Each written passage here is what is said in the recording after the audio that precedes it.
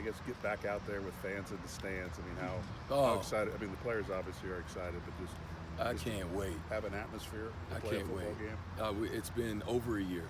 Last year with COVID, when I was at the Naval Academy, we didn't have any fans. We had a couple games with the midshipmen and a few road games where there were fans, but nothing like this atmosphere that we have here.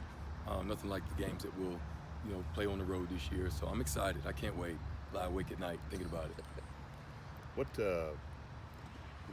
what do you feel like your group showed you during camp and then these last 2 weeks of practice leading up to Saturday's game? I would say just phenomenal effort. When we started camp, we were a little short-handed. A couple guys were banged up.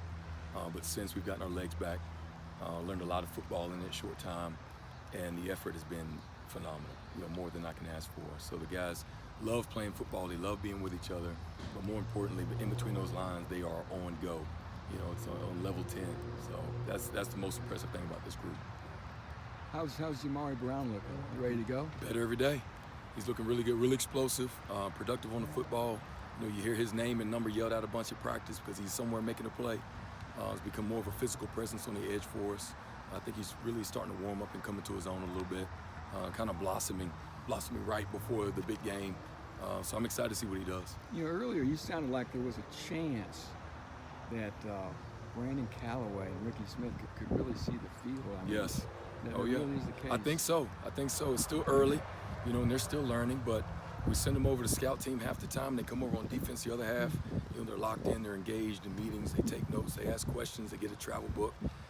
I'm preparing them as they're getting ready to play this weekend and every weekend moving forward. But they're serving the team right now the best way that they can.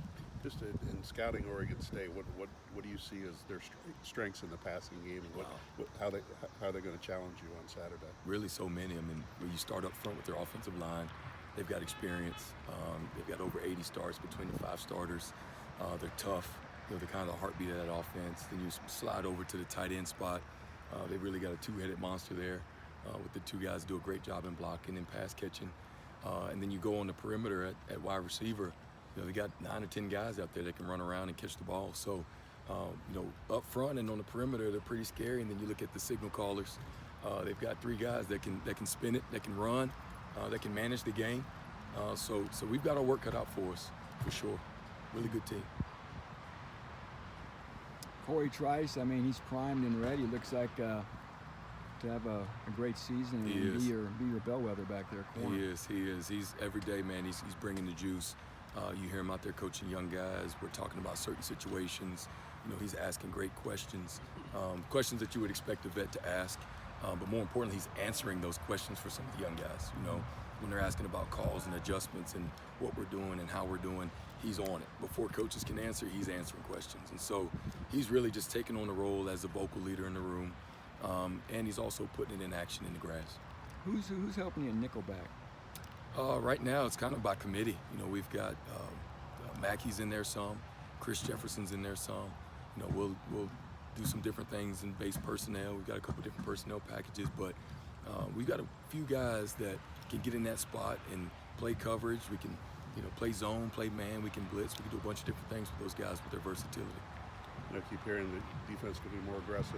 What does that mean for the cornerbacks? We are poised and ready for opportunities to get to the football. We're talking about taking away the football, right? Not looking for turnovers. We don't want the offense just to give it to us, but in everything we do, from how we tackle to how we pursue, to how we break angles on receivers, we're looking to get to the football, impact the football, take it away, do whatever we can to get it back to our offense. Is that something that you guys have kind of embraced as a mentality? Is that something that Absolutely. the room enjoys? Yeah. Absolutely. And the guys really, they were doing that before I got here. I watched every rep in the computer of spring ball. Guys are punching and raking and pulling at the ball. So the foundation was already set. I just kind of picked the ball up and started running with it more and just make a big emphasis on it every single day, making sure the guys are going after the ball and creating takeaways. How much freedom do the cornerbacks have just using that aggressiveness more so in run support? I know obviously the emphasis is on the pass, but coming up at the line of scrimmage, being aggressive, Oregon State's got a good rushing attack. How does that kind of no doubt. Well, pertain to the secondary they know too? the importance. They know the importance of them being involved in the run support. them being the cornerstone of our defense, no pun intended. They've got to get involved in run support. They got to play pass coverage. It's not just about playing press man and locking down on the perimeter. They have to know their assignments. They have to know how they fit in the defense. And so our guys are up to the challenge. You see sometimes out there we're rolled up and playing cover 2, or if we're bringing guys off the edge, they'll throw it up in there. They'll mix it up with the big guys. So what will be your role on game day? I'm in the box. I'm eyes in the sky. Okay. I'm tasked with trying to see it all and be it all. So really just stay out of the way. Get on the headset, cheer them on a little bit. The hay is never in the barn, so I'm up there with my notes and we're talking through adjustments. But for the most part, just be there, support them, to keep them motivated, keep them into it, and just tell them what I'm seeing. Right. That's it.